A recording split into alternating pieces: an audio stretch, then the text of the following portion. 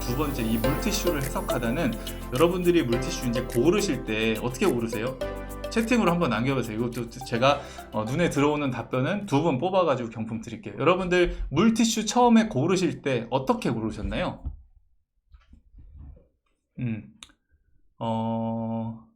현주부님, 네, 쿠팡 랭킹 순, 현주부님, 네, 축하드립니다. 쿠팡 랭킹, 맞아요. 쿠팡 랭킹 중요하죠. 남들이 많이 선택했으니까 뭔가 좀 검증이 됐을 것 같고, 네, 그렇게 하시는 분도 계시고요. 그 다음에, 콩쥐지님, 지인 추천이요. 네, 지인 추천, 요렇게. 네, 콩쥐지님 축하드립니다. 맞습니다. 뭐, 지금 보니까 핫딜 뜨는 것도 있고, 뭐, 카페에서 보시는 것도 있고, 여러 가지 경우가 수가 있어요. 뭐, 근데 뭐 지인 추천도 되게 믿을만 하죠. 뭐 저보다 먼저 선배 육아맘 혹은 먼저 출산하신 지인들이 물티슈 어떤 거 괜찮아 이렇게 물어보기 좋잖아요. 그분이 이미 뭐 다 많이 알아보고 고르셨을 거니까 이렇게들 많이 고르시는데, 어찌됐든 여러분들이 어떤 그 물티슈를 검색을 하시든 추천을 받든 해서 물티슈를 뭐 구매하시려고 하면은 이제 그 네이버나 이런 데서 뭐 뭐뭐뭐 물티슈 검색해가지고 상품을 하나 누르잖아요. 가격을 좀 보시고 눌러서 들어가시면은 이제 뭐 광고라기보다 물티슈 제품 소개 있죠. 제품 그 상세 페이지라고 하는 제품 소개가 있는데,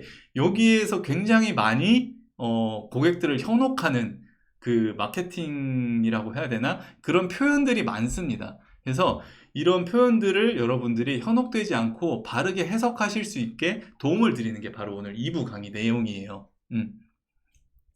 네. 자, 그럼 진행을 또 하겠습니다. 어떤 것들이 있는지 한번 볼게요. 자, 먼저 추출물에 대한 내용인데요. 이런 것들 써 있어요. 뭐 고대 이집트에서 화장품 원료로 썼던 뭐 무슨 꽃 추출물, 뭐 자연 유래 무슨 추출물. 그래서 이 추출물의 역할은 뭐 수분 보습과 뭐 비타민도 나오고 뭐 진정 효과, 뭐 심신 안정, 뭐 이런 것들이 써 있으면은 여러분들 이런 것들이 아예 안 써 있는 물티슈랑 같이 있다고 봤을 때 어떤 걸 고르실 것 같아요? 당연히 이 추출물이 써 있는 걸 고르실 확률이 높겠죠. 가격이 좀 더 비싸더라도 이 추출물이 주는 효과에 대해서 뭔가 기대를 하실 거예요. 네, 그래서 고르실 확률이 높은데, 근데 자, 문제점이 있어요. 네, 자, 소비자분들은 이런 추출물에 대한 효능을 기대를 하기 때문에 이거를 구매를 하세요. 근데 실제로 이 추출물 또 마찬가지고 화학 성분도 마찬가지예요. 실제로 효능도 있지만 그 역할이 다른 역할을 하기도 합니다. 네, 지금 뭐 무슨 꽃 추출물이라고 되어 있지만 얘는 실제로 그 물티슈에는 뭐 보존제 역할을 하기 위해서 들어가는 경우도 있고요. 그다음에 뭐 향료 역할을 하기 위해서 들어가는 경우도 있어요. 이렇게 소비자분들은 효능을 기대하지만 다른 역할을 하라고 넣은 추출물인 경우도 있습니다. 그리고 자, 두 번째, 추출물만 들어가는 거 아니에요, 여러분들.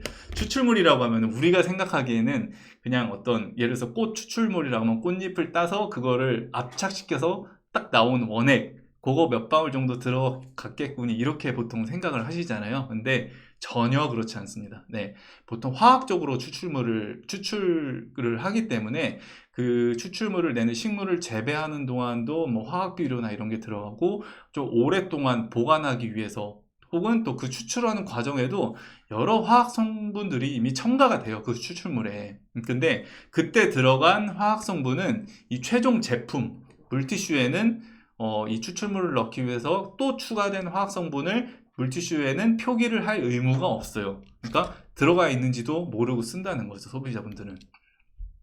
그리고 뭐 다 천연 자연 추출물이라고 다 좋은 건 아니죠. 네, 개인마다 또 알러지나 염증 반응이 있는 경우도 있기 때문에 그때는 이제 뭔가 반응이 있다고 하면 제품을 빨리 다른 걸로 바꾸셔야겠죠. 네. 그리고 그린워싱, 이거 사실 뭐 지금은 많이 줄긴 했어요. 근데 뭐 한 10년 전만 해도 허위 과장 광고, 네, 우리 뭔가 천연, 에코, 자연 유래, 유기농 막 이런 거 써 있으면은 더 좋아 보이잖아요. 근데 이게 실제로 허위 과장 광고인 경우가 굉장히 많았었어요. 그래서 뭐 식약처에서 아예 천연 화장품, 유기농 화장품 분류를 만들었는데 물티슈는 해당 사항이 없습니다. 예, 물티슈는 천연 유기농 해당 사항, 그 성분에 대한 얘기예요.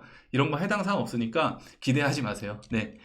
자, 그래서 뭐 여러 전문가분들이나 소비자원이나 이런 데서 얘기를 했어요. 추출물에 대해서 너무 그러니까 소비자분들이 기대를 하고 이런 거 하지 마시라. 예. 자, 그리고 두 번째 중요한 거. 자, 여러분들 이런 거 보신 적 있으세요? 독일의 더마 테스트 엑설런트 등급 받았습니다. 그래서 우리는 뭐 피부 자극 테스트 저자극 인증 받았습니다. 뭐 이런 거 보신 적 있죠? 네.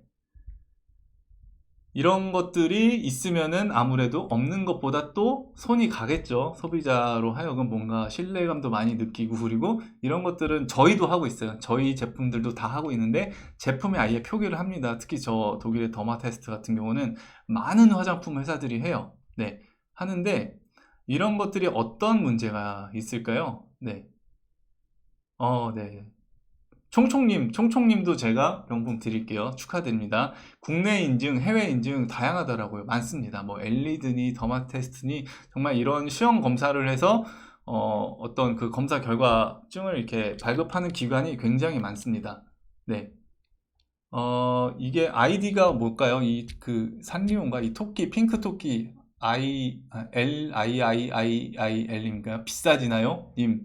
네, 요분도 제가 예, 비싸지나요? 점점점으로 하신 분인데 아이디를 제가 읽을 수가 없네요. 이게 LII 같은데 비싸지는 부분도 있는데 사실 검사는 뭐 한 몇백만 원 정도면 다 진행을 할 수가 있어요. 그러니까 물티슈를 뭐 한 번에 몇만 팩, 몇십만 팩 만들다니까 그 비용이 그렇게 크게 늘어나지는 않아요. 죄송해요. 아이디가 유효하셨는데 어쨌든 접수는 된 거죠, 이분. 네, 접수가 됐다고 하니까 나중에 배송지 정보 주세요. 네. 뭐가 문제냐? 그럼 자, 문제점을 한번 보겠습니다. 자, 요 그래프는 어떤 예전에, 지금은 없더라고요. 찾아보니까. 예전에 어떤 회사에서 우리 제품은 저자극이다 라고 이렇게 표기를 했어요. 상세 페이지에. 근데 밑에 빨간 네모, 글씨 안 보이시죠? 제가 이거 확대를 해봤는데 이렇게 화장품은 어떤 그 실험을 했다고 하면은 그 구체적인 그 실험 결과를 제시할 때 언제 했는지, 뭐 누구에게 했는지, 뭐 이런 것들을 쓰게끔 되어 있는데 이거를 쓴 회사는 제가 지금 이 회사밖에 못 봤어요. 그래서 이 자료가 지금 있는 건데 다른 모든 물티슈 회사들은 이걸 안 쓰더라고요. 지금은 아예 이 그래프조차 안 쓰고 있어요. 물티슈 회사들이. 자, 실험 기간 있고 시험 대상 한번 볼게요. 여성 32명이고 21살에서 55세, 평균 연령이 46.94. 네. 네. 이분도 경품 드리겠습니다. 핵심을 정확히 찝으셨네요. 인천 쪼꼬미님, 실험 대상에 아기는 없네요. 네, 바로 이게 핵심입니다. 네, 피부에 우리 제품은 아기용으로 만든 물티슈예요 라고 해서 피부에 정말 안전한지 자극이 있는지 테스트를 했습니다 라고 해서 테스트 결과를 봤더니 다 그냥 건강한 성인한테 한 테스트 결과라는 거예요. 자, 그 이유는 뭘까요? 이게 저희도 그래서 실험 그 검사 기관에 다 문의를 했어요. 자, 오른쪽은 이제 국내에 있는 실험 기관이 KTR이었고, 왼쪽은 더마 테스트인데요. 문의를 했어요. 아기한테는 실험을 할 수 없나요? 왜 저희 영유아용 제품이라서 아기한테 하고 싶은데, 그렇게 테스트가 열려있는 곳이 없어서 직접 물어봤더니, KTR에서는 현재 임상시험, 지금은 인체 적용 시험이라는 말로 바뀌었는데 관련하여 아기들은 따로 진행하지 못합니다. 안 합니다가 아니에요. 못합니다. 그리고 독일의 더마 테스트도 의뢰를 했더니 30명의 남성, 여성으로 구성이 되어 있고 이들의 나이는 18살 전후고 건강한 스킨을 가진 사람한테 할 수 있다. 이렇게 왔어요. 아기는 할 수가 없어요. 그 이유가 뭘까요? 네, 바로 요거. 이거 좀 어렵습니다. IRB라고 하는 그 국제의학연구윤리심의위원회라는 그 단체가 있어요. 그러니까 인체를 대상으로 하는 모든 실험은 여기에서 심의를 해서 허가가 나야만 진행을 할 수 있는데 아기한테 뭔가 유해 성분이나 그런 자극 이런 것들을 테스트하는 거는 윤리적으로 타당을 하지가 못해요. 그리고 기본적으로 미성년자는 부모의 동의가 있어야 되는데 어느 누구의 부모가 우리 애한테 이런 유해한지 아닌지 테스트를 해도 된다고 허락을 하겠어요. 네, 그래서 아기 용품이지만 건강한 성인한테 안전성이 검증된 걸로 이제 아기한테도 안전할 것이다 라고 이렇게 지금 인식이 되어져 있는 상황이에요. 이렇게 이걸 이해하시면 굉장히 이제 아기용품이라고 다 아기한테 안전한 건 아니구나 라고 이제 좀 생각이 바뀌실 거예요. 네. 자, 그리고 또 여러분들 많이 보시는 거 EWG 등급도 많이 보시죠? EWG 등급. 네. EWG 등급 이거는 그래서 어떤 회사는 우리는 요 첫 번째 거는 지금 물이에요. 물 정제수 물이라서 안 가렸고 나머지 성분은 제가 가렸습니다. 특정 업체가 이제 그 지정이 될 수 있기 때문에 바꿨어요. 근데 다 1등급이라고 되어 있는데 이건 또 어떤 문제가 있을까요? 네.